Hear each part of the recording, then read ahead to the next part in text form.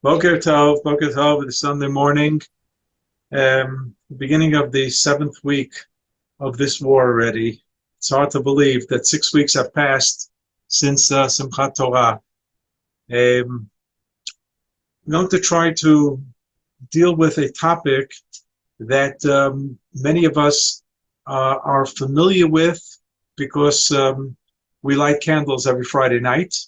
And there does not seem to be a big novelty in discussing the mitzvah of Nerot Shabbat, except for the fact that Nerot Shabbat, lighting Friday night candles, has been added onto the list of things to upgrade during this crisis time. Everybody knows that we're trying our best to be involved in tefillah on a higher level. We're all involved in chesed acts on a higher level. This everybody knows. But there are here and there different types of suggestions that are sent around to the communities for purposes of what's called a skula. Skula usually means some type of added merit, added schut, that if we upgrade in a particular. And there are two suggestions that have come around. They're not new, but that come to our attention many times during crisis situations. One is to perhaps add another candle during our candle lighting Friday night, and the other is to get involved in taking off challah. I know that there were many women past few Fridays who've been specifically baking challah and taking off the challah as the mitzvah of taking off challah, where this would be a schut of some sort, especially since we're dealing with the issue of the hostages, and we're asking HaKadosh Baruch Hu to, whether it's miraculous or not, just to help us end this situation. And there are just so many women involved as well, and obviously women can identify with this part of the tragedy. Women who normally would light candles and women who normally would take off challah when they bake. And here we're just going to try to do this for them. I'm just going to flash back to the days of the Soviet Jewry movement, Free the Soviet Jews, back in the late 60s and early 70s, where people were asked to leave an empty seat at the Seder table just to remind us that there's somebody missing at this table. And this was done now as well. People have set up SHABBOS tables with seats that are missing to symbolize those who are not with their families, and so on. So that's an idea that we're just trying to upgrade our awareness of the situation. But the concept of a skula, one have to be tread very carefully. The Rambam, about 850 years ago, he talked about the issue of having amulets, all kinds of things that were suggested for giving better luck. Now, Rambam was against luck. He was against astrology on every single level. But the Rambam did say something that was of great interest, that sometimes the community or the individual does something that has no halachic basis whatsoever, but it's not an aveira. You can't put your finger on it and say this is a sin. And therefore, the Rambam would say if somebody would have such a custom, and does not want to do away with it for whatever reason, you don't have to do away with it because it's not clashing with any particular halachic value. Nobody's going to say to upgrade taking off challah is clashing with a halachic value. That's actually involved in an upgraded performance of a mitzvah. With regard to adding a Shabbos candle, so I would say the following. I remember when my wife and I got married, so I asked the Rav a question, what happens when we spend Shabbat either by my parents or by my wife's parents? Does my wife have to light Shabbos candles? Now, generally it's understood that married people, even as guests, will light Shabbos candles. But when you think about it, perhaps it's not even necessary, because the obligation of Nerot Shabbat is not an obligation on the person, but it's an obligation that the home should be illuminated with Shabbos candles. It's taking it like from a different angle.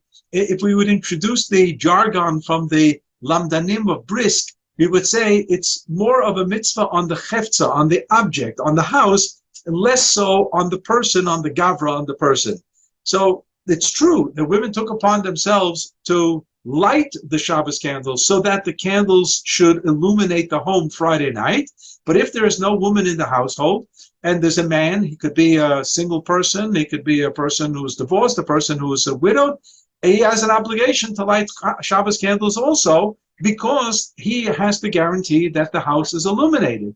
So once the house is illuminated, basically the mitzvah has already been performed. So let's assume as a young married couple, I go to my parents' home or to my in-laws' home, and my mother-in-law or my mother light Shabbos candles. So perhaps my wife would be exempt from lighting Shabbos candles because that house already had the lights, the candle lights lit, the candles lit.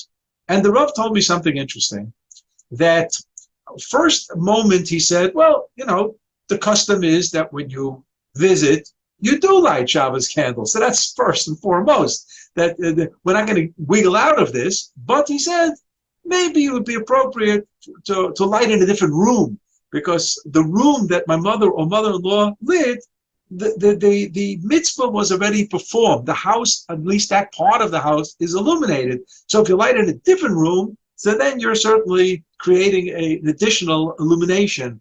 But then the Rav took a step back and he said, you know what? He said, you can light in the exact same place that your mother or mother-in-law lit. Why? Because he said every subsequent candle means additional illumination. And obviously he wasn't talking about the physics of light. Obviously 3 candles, 4 candles is going to give you more light than 2 candles. But there is a certain spiritual upgrade. And I can prove that the halakha takes this into consideration because of the known custom. It's a very known, although it's not widespread in every community, but it's a known custom that after children come into the picture, the mother will add a candle per child every single Friday night.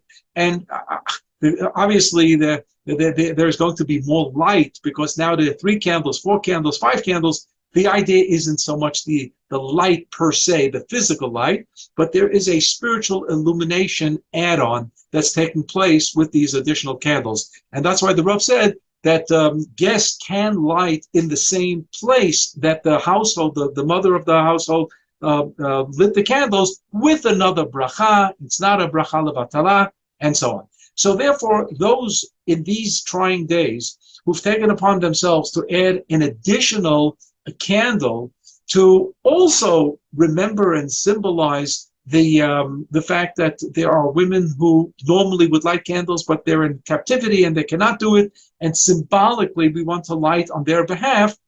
So we're not making another bracha. We're simply just adding another candle to the number of candles that the woman in the household would light. Yes, this has some spiritual effect and so on. And it's something that's noteworthy.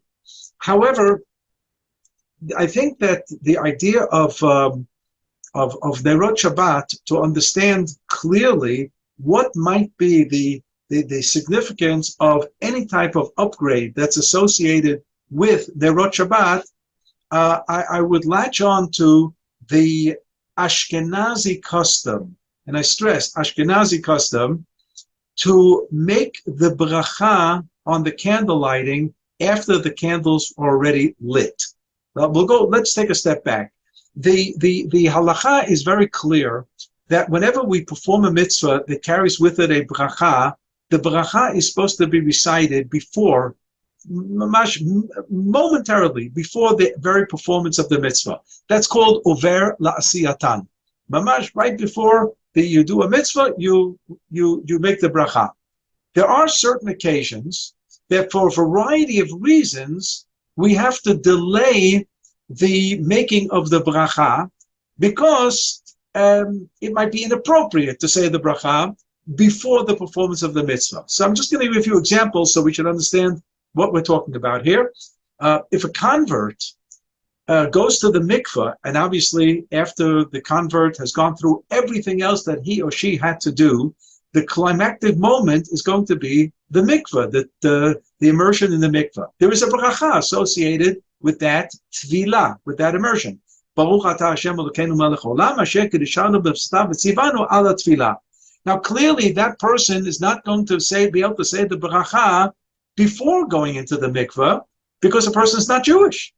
So the only way possible the person can say the bracha is after the person already immersed, whether it's a man or a woman. Having said that, the halacha says if a woman goes to the mikveh because of taharat mishpacha reasons, so obviously she's Jewish, she could make the bracha before, but we say once the converts are making the bracha on the mikveh afterwards, so everybody should make the bracha going into the mikveh afterwards. And that basically led to the custom that women take a second dunk in the mikveh after the bracha, by the way. Because some are asking why women do two tefillot, but one has to do with the bracha. But anyway, we get back to the question of bracha before. So the bracha al netilat yadayim, when we wash our hands. So when do we make the bracha? We make the bracha after we wash the hands. Why? Because we figure if there is some type of spiritual impurity on the hands beforehand, and that the reason that we're washing the hands, so the bracha should not be said while a person is tameh, and therefore it's said after. So we wash our hands, and then we make the bracha while we're drying our hands. But essentially, the bracha is said after the mitzvah. But ordinarily, we wouldn't do that. If we take Hanukkah candles, we say the bracha, we light the Hanukkah candles. Purim, you say the bracha, you read the Megillah, and so on. In shofar, you say the bracha, and you blow the shofar. So this is a rule. It's axiomatic in the laws of mitzvot.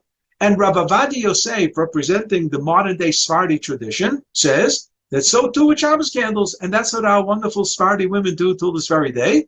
They make the bracha, asher kitshanu b'mitzvotav v'tzivanu al lahadlik ner shel Shabbat, and then they light the candles. Why do Ashkenazi women do it the other way? It's because many of the poskim of the last few hundred years thought that women, when they say the bracha, they assume that they are accepting upon themselves the sanctity of Shabbat by making the bracha v'tzivanu lahadlik ner shel Shabbat. And if that's the case, then they can't light any longer because it's already Shabbat. So we have this gimmick, and we have the women light the candles first, and then they cover their eyes when they say the bracha, and then they remove the hands away from their eyes as if, now, okay, I said the bracha, I have to light the candles, and look at that. They're lit already. Okay, and this trick works every single Friday night. And we do it again and again. So that's the popular reason why women cover their eyes. But there was a great professor at the Hebrew University, Professor Toshma, Zichrono Livracha, who actually researched this minhag and shows that the original minhag of covering the eyes, it wasn't really covering the eyes, but it was raising the hands as a gesture of tefillah, of prayer. A very old custom in Jewish tradition was that at the time of candle lighting, women would offer a prayer, a tefillah, for the benefit of her family, her surroundings, and so on, and perhaps all of Klal Yisrael. All kinds of tefillot have been written and subsequently printed. People have them on the wall next to their candle lighting, and they say these tefillot, this is something that takes us back hundreds and hundreds and hundreds of years. And once there's already an association of tefillah, it goes together with tzedakah. And that's why there was this association of a tzedakah box, we used to call a pushka. Many people had a Karen Kayemet box next to the candle lighting, and they put whatever they put in, a little change, and that little change would add up, and once a year they would empty it out and bring it over to the Karen Kayemet. But the idea of a tzedakah box was associated with candle lighting, not because the mitzvah of lighting candles required tzedakah, but because it was associated with tefillah. And to this point, I want to stress, the Gemara tells us in Masechet Psachim that if somebody negotiates with HaKadosh Baruch Hu about something that he or she needs desperately, and you want to suggest to God that, all right, I'll do better on a particular mitzvah. Let's take kashrut, just for example. And you tell HaKadosh Baruch Hu, look, I need something very, very much so, and I'll be careful, much more careful in the kashrut in my home. This is totally rejected. You cannot strike a deal with the Kadosh Baruch Hu. You cannot bargain with him. You cannot suggest something that suggests of a bribe. The Torah says in Parshat Ekev, Asher lo yikach shochad, God does not take a bribe. And the Ramban tells us right there in Parshat Ekev, shochad shel mitzvah, that you want to use a mitzvah performance as a bribe to God that he should give us something. So you want to say, God should, help us redeem all the fugitives, those who are in captivity, the hostages. So I'll do better, I won't say Lashon Hara between 2 a.m. and 3 a.m., that's not going to work. That doesn't work. You cannot make such an idea to Kadosh Baruch Hu. Asher lo yikach shochad. But the Gemara tells us that there's one mitzvah that you're allowed to strike a deal with the Kadosh Baruch Hu, and that has to do with tzedakah. Giving tzedakah. Why is that so? One can philosophize about it. But the Gemara says as follows. Ha'omer, if somebody says, Sela zu l'tzedakah, this coin I'm donating to tzedakah, al menat sheyichyeh beni, my son is critically ill, and therefore I want to give a tzedakah, a coin for tzedakah, so this should be a merit, a schut for his refuah, for his, that he should recover. So the Gemara says, Harezu tzadik amur, that is perfectly okay, perfectly legitimate.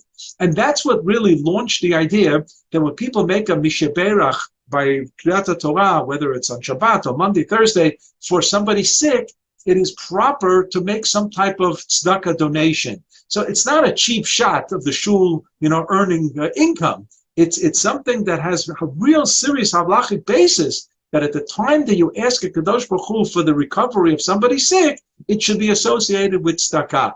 And it's not an accident that Shlomo HaMelech in Mishlei said, tzedakah tatzil mimavet, that there's something about tzedakah that can save. So we have this associated now with the lighting of the candles Friday night, because women daven. And when women daven, their hands were always in a gesture of tefillah, as the Torah tells us about Moshe Rabbeinu, Ve'efros et kapai, I've raised my hands in prayer. And that is what's behind Moshe Rabbeinu at the war of Amalek, Milchemet Amalek, that Ahron and Hur were raising Moshe Rabbeinu's hands, and the Mishnah in Masechet Rosh Hashanah tells us this was tefillah. And when Moshe Rabbeinu saw that OUisrael, those who had not engaged in the battle, were davening, were praying, then the battle went on our side. And when Moshe Rabbeinu sensed that people were a little bit weak in their tefillah, then the battle went on the other side, Gavar Amalek. And therefore, this is a gesture of tefillah. So Professor Toshma said that this is where the original idea of women, when they lit candles, they raised their hands, which eventually morphed into covering the eyes with that secondary reason that was introduced because of the bracha over la'asiyatan issue that we mentioned just before. I just want to mention that in Poland, when people visit various Jewish cemeteries, or at least see remnants of matzevot, because many of the cemeteries were destroyed, they're more often than not, you see pictures of matzevot, of monuments of women that have the image of candles, two candles, where one candle is broken. You see this, and obviously symbolizing the fact that the woman passed away. And next to those two candles is a tzedakah box. The idea of tzedakah associated with candle lighting Friday night was embedded into the Jewish art of designing the matzevot for women. So therefore, I'm suggesting that the idea of adding another candle has maybe psychological benefit, or in accordance with what we said earlier, that the Rav said that every subsequent ner enjoys some type of a level of a spiritual boost. So we can accept this as something that we want to do today because of the situation.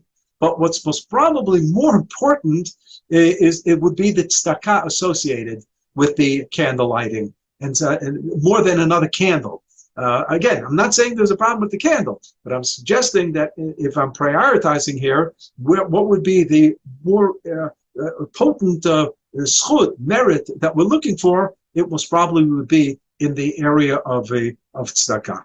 So if on the subject of the Hadlakat Nerot, so just yesterday we read at the end of Parshat Chayei Sarah that the servant of Avraham Avinu, who Rashi identifies as Eliezer, and Rav Soloveitchik the Rav said, so why didn't the Torah just come out and say it? Why is he called Eved Avraham, the servant of Avraham?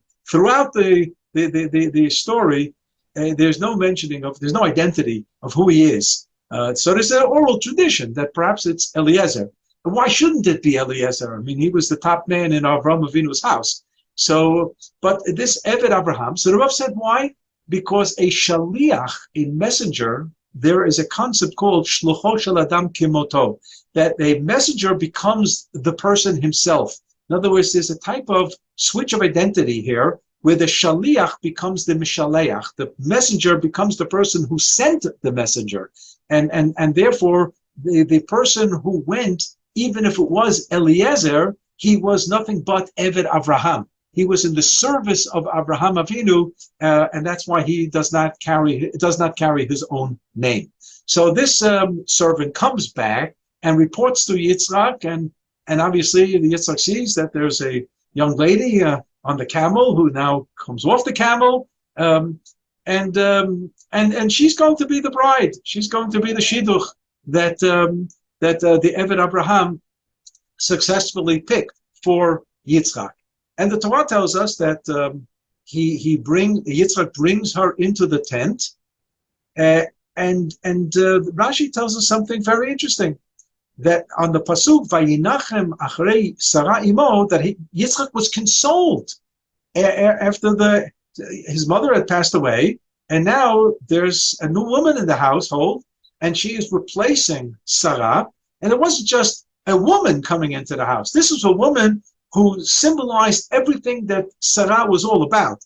And Rashi gives us the big three, that the candles were lit from Friday night to Friday night, Ner Daluk Me'erev Shabbat Lev Shabbat, and then it says that there was bracha mitzuya be'isa, there was a blessing in the dough, everything baked nicely, came nothing burnt, and then came the anan kashur ala oil. There was a spiritual halo or cloud on top of the tent, something that was there when Sarah Imenu was alive, and they all three were gone when Sarah dies, and they were now restored when Rivka enters into the picture. So that's why Yitzchak is now consoled. Vayinachem achrei Sarah imo.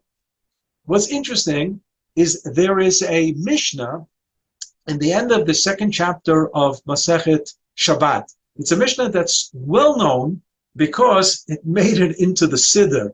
When in Ashkenaz circles, when people daven Kabbalat Shabbat, so after Lecha Dodi and after Mizmor Shir L'Yom HaShabbat, so then we've accepted upon ourselves Shabbat, then there are some communities who read the chapter of Bameh Madlikin. It's the second chapter of Masechet Shabbat in the Mishnah, and it's everything you wanted to know about candle lighting, you're afraid to ask. It's about what are the proper oils and the proper wicks and the proper this and the proper that. There is even I have a nice book home that was put out by the Nature Resort, the Old Kidumim it's called, it's after Modi'in on the 443 road, and they have an exhibition of Bameh Madlikin, everything that's in that Mishnah. You can actually see, and they made a book about it, a colored book, and it's beautiful. The idea of Hadlakat Nerot, exactly why is anybody reading that Mishnah on Friday night in shul after presumably the wife already lit candles either 20 minutes earlier or 40 minutes earlier if you're in Yerushalayim? What relevance does it have to do to read Bameh Madlikin? So I once heard from Professor Daniel Sperva, who's an expert in the understanding of how customs came about, Minhagei Yisrael, and he explained once that this was an anti-Karaite polemic. The Karaites, those who in the Middle Ages believed in the written law, the TORAH Shebichtav, but they did not accept our oral law tradition.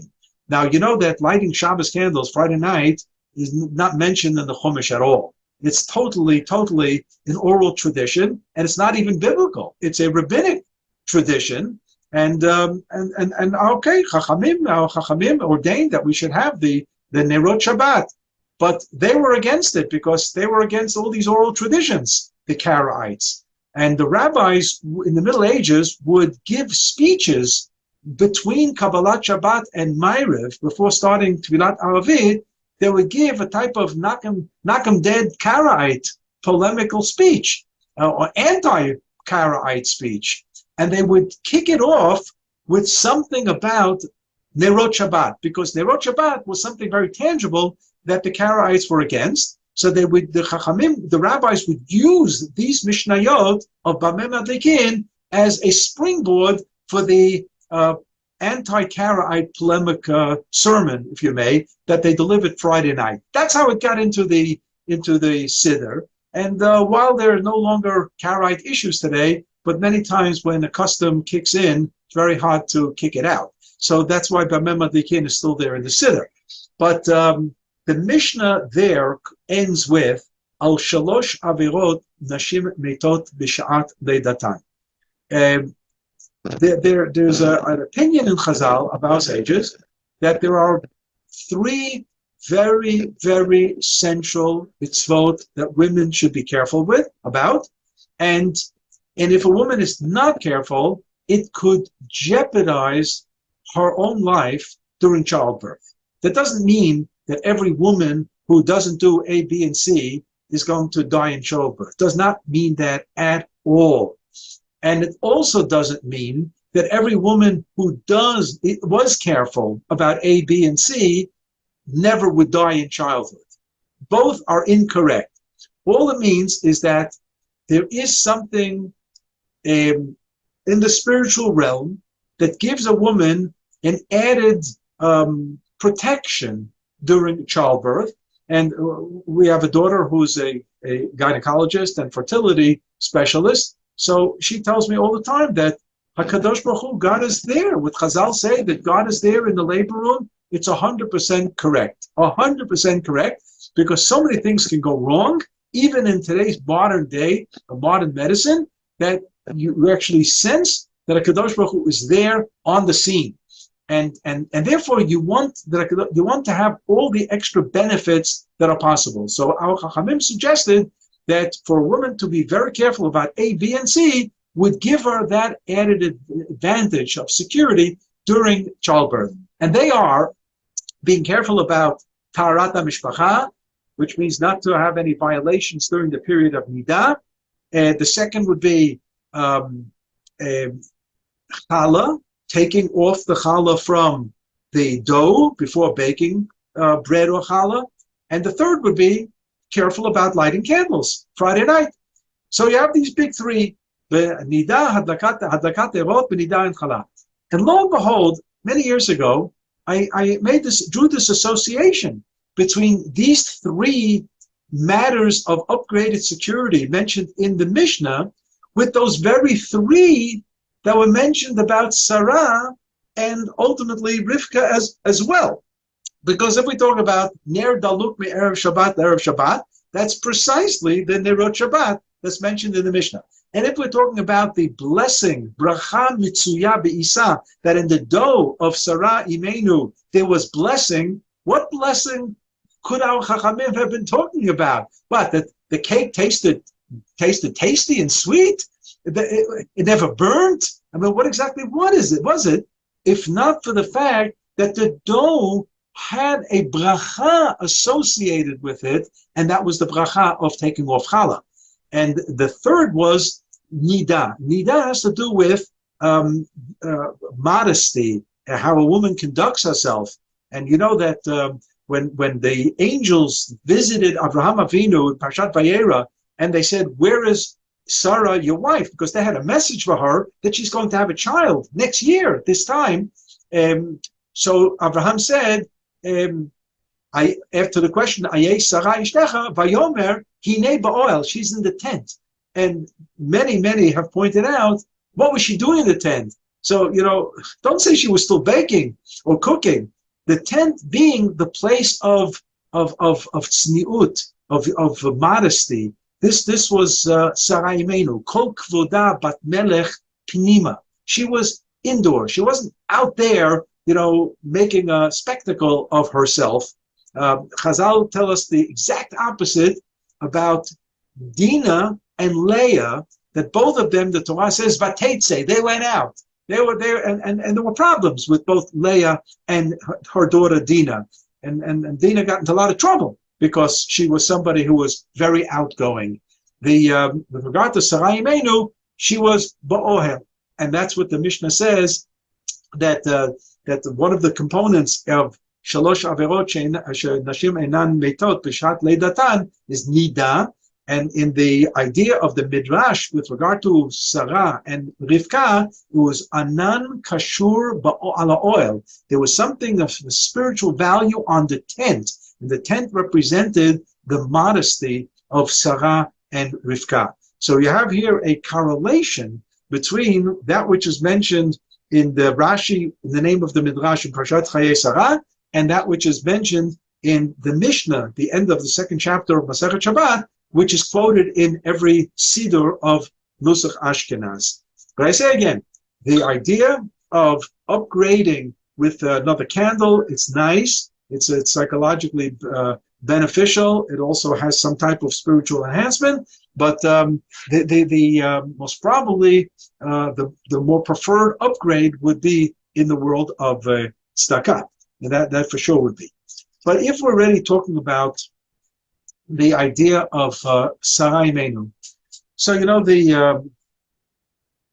we could actually suggest that this midrash about Sarah, what we only hear about it at the end of the parsha with regard to Yitzchak and having Rivka enter into the picture, is part of a eulogy, is part of the hesped for Sarah. But the hesped for Sarah really comes in the beginning of the parsha, where it says, "Vayu chayei Sarah me'ah shana v'esrim shana v'sheva shanim shnei chayei Sarah."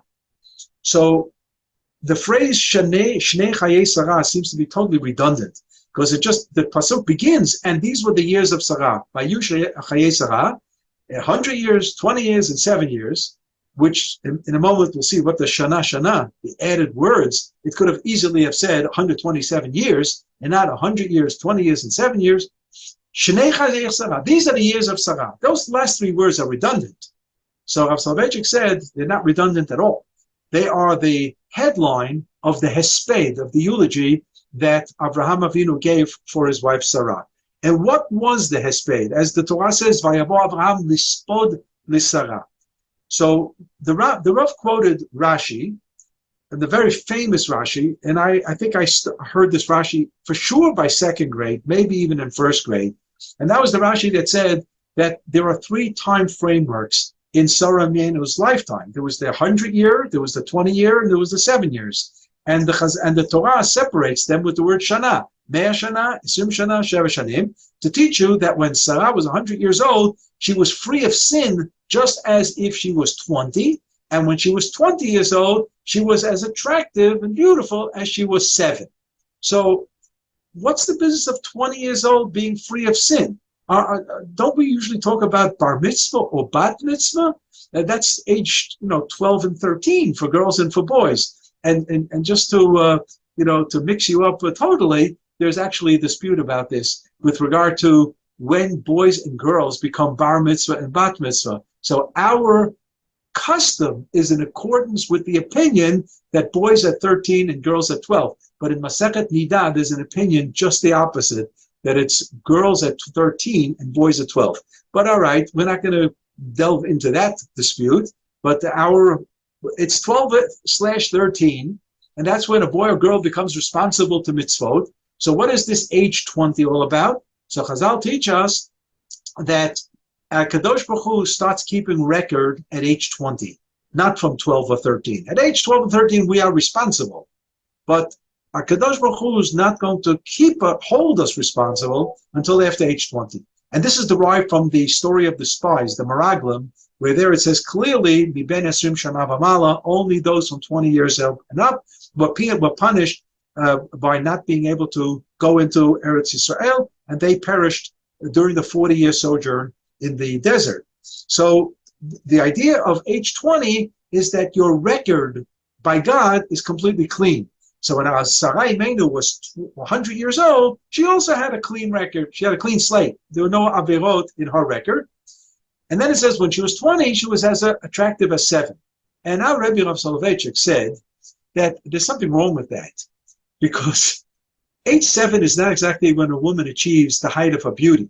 Perhaps a 7-year-old is cute, but that doesn't mean she's terribly beautiful and attractive. You'd actually think the other way around at age 20. So the Rav actually suggested a alternative reading that is found. It's not something he made up on his own. It's actually found in a midrash in the Yalkut Shimoni, where it says, "Bat mea kebat esrim leyofi." When she was 100 years old, she looked like a woman of 20. Wow, that's quite an accomplishment for a woman of 100. In our family, we are blessed with my mother-in-law. She should be well.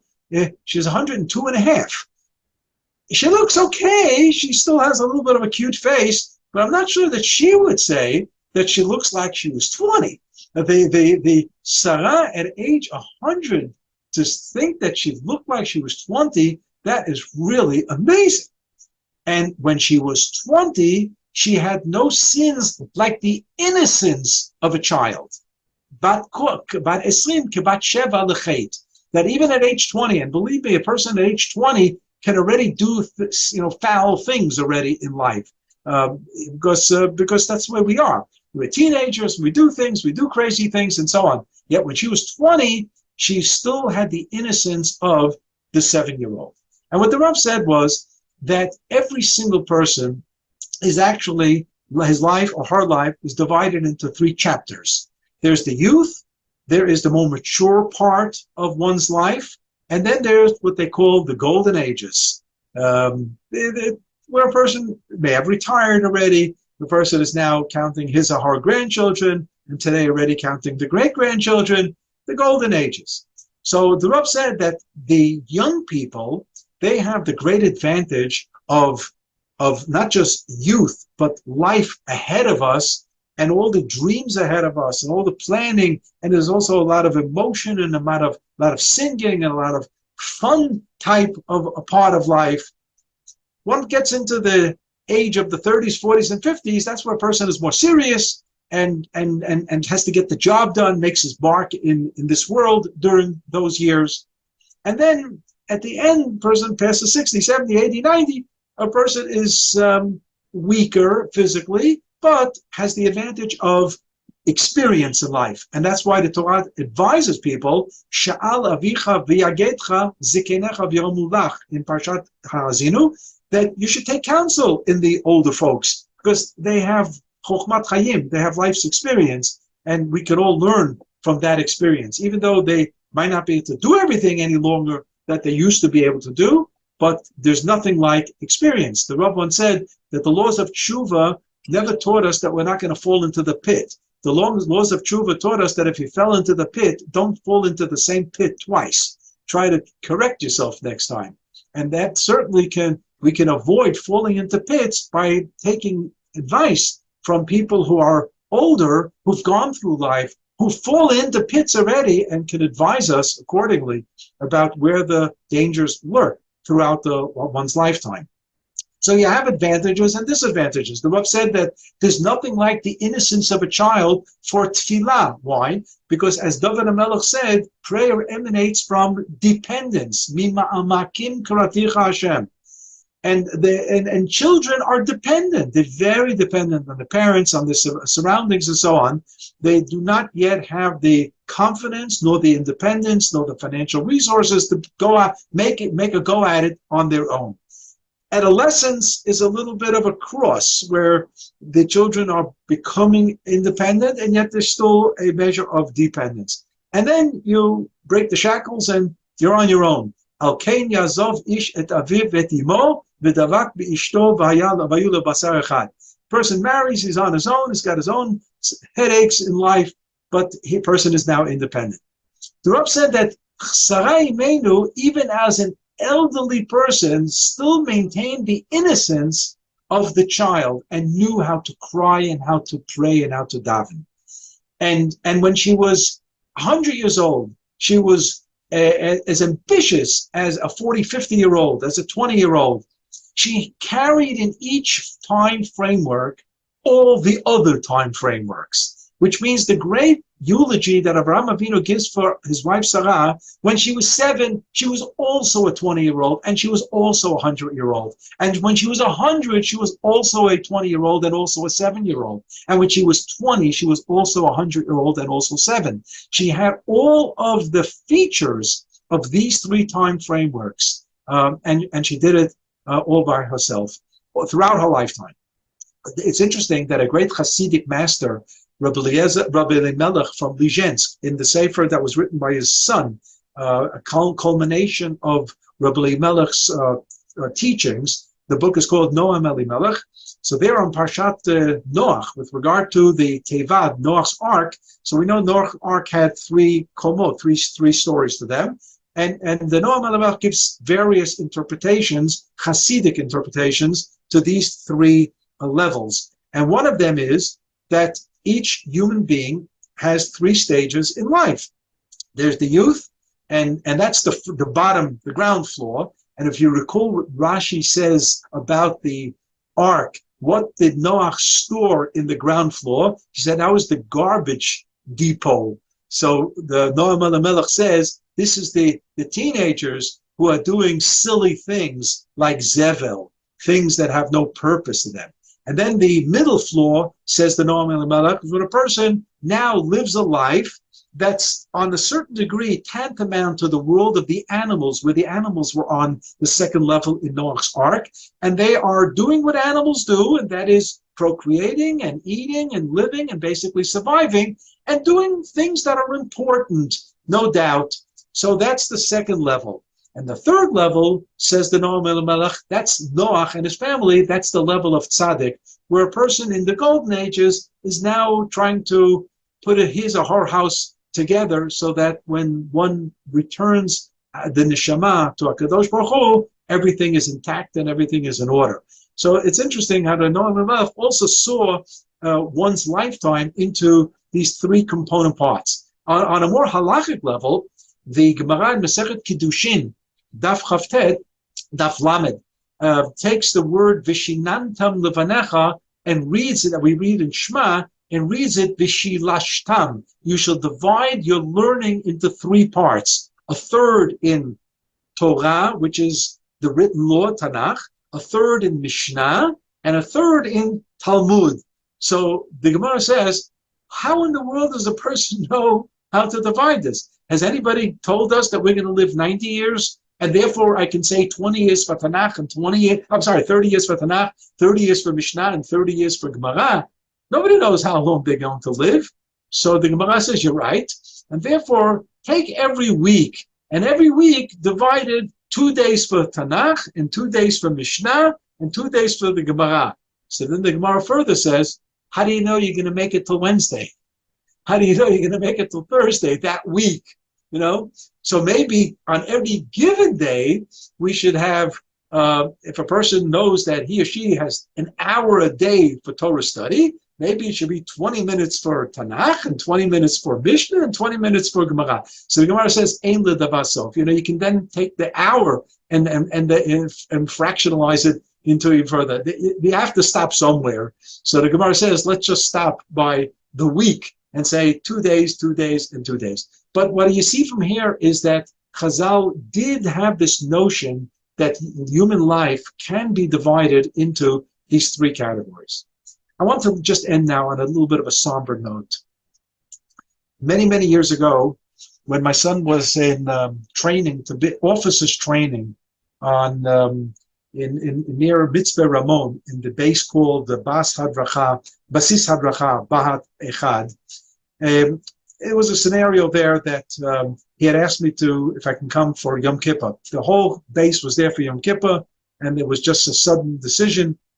Long story short, I went there for Yom Kippur, and I davened there, and I spoke, and so on. I came to Nila, And I had about 200 chayalim and chayalot, of which 170 of them were not religious.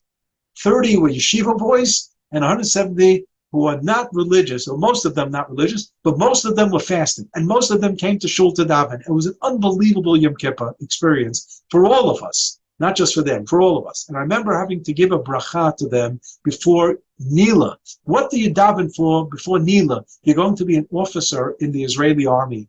And I said, Yehi Ratzon, that next year on Yom Kippur, we should all meet each other. And they all started crying. Because this is not a given. If you are an officer in the Israeli army, you don't know when war is going to break out. And when war breaks out, you don't know if your unit is going to be sent into battle. And when your unit is sent into battle, you don't know who's coming home in one piece. And this they realized right then and there. Because I remember growing up as a child, even later as a young adult, on Yom Kippur, we say in Natana Tokev, Kama Yavrun, Kama Yebarun, Mi Yichyeh, Mi Yamut. That's for my grandfather. I'm not there yet. I'm 22 years old. I'm 25 years old. And I don't have to worry about Mi Yichyeh, Mi Yamut. Who's going to live, who's going to die. Well, that's not true. That's not true. Not only because there are, God forbid, accidents, and not only because there are sometimes the illnesses that strike people down young in life, but also as we see today, what happens during war, what happens during pigu'im. Life is so vulnerable. Every passing minute that we live, we have to give thanks to HaKadosh Baruch Hu that we are alive. I had a gentleman in my shul in Ol Nechama, an old man who was a sweet person, and every morning when I say Mashlomcha, and he would say, Ani noshem, I'm breathing. And that's not a small bracha, not a small fact of reality. I am breathing. I got up in the morning, the modeh ani of getting up in the morning and saying to Kadosh Baruch Hu, thank you. I'm still around to serve you every single day. We cry, we weep together with the families, whether we knew the soldiers or did not know the soldiers. We are one family. Rabbi Yehuda Levi taught us that Am Yisrael is one organism. And when it hurts you in one finger, you're going to feel it in the other finger. You're going to feel it in your foot. If somebody steps on your foot, you're going to feel it elsewhere in your body too. And Am Yisrael is in pain right now. But Am Yisrael is more united today than ever was before. And that's why we're feeling the pain very, very, very strongly. Kadosh Baruch Hu should give all of our soldiers, the blessing of Shmirah, of divine guard that He's watching over each and every one of us. All of them. Shem Yishmor Tzedcha V'yecha Me'ata Ve'olam. Kadosh Baruch Hu should watch out for all the hostages, and they should be able to come back b'shalom to their families, b'karov mamash, using a Lubavitch phrase, very, very, very soon. Not in another month or 2 or 3, but imminently. The Kadosh Baruch Hu, Yirtzeh Hashem, will be able to, will give us the opportunity to thank Him for so many great things that are going on in this war, and will protect us, will continue to protect us as the Shomer Yisrael. He will watch over each and every one of us. Sur Yisrael, Kuma Be'ezrat Yisrael, Uftei Chinumecha, Yehuda L'Yisrael. Should be a good week of B'sorot Tovot. Should be a Chodesh Tov for each and every one of us. The B'sorot Tovot, the Yeshuot, the Nechamot.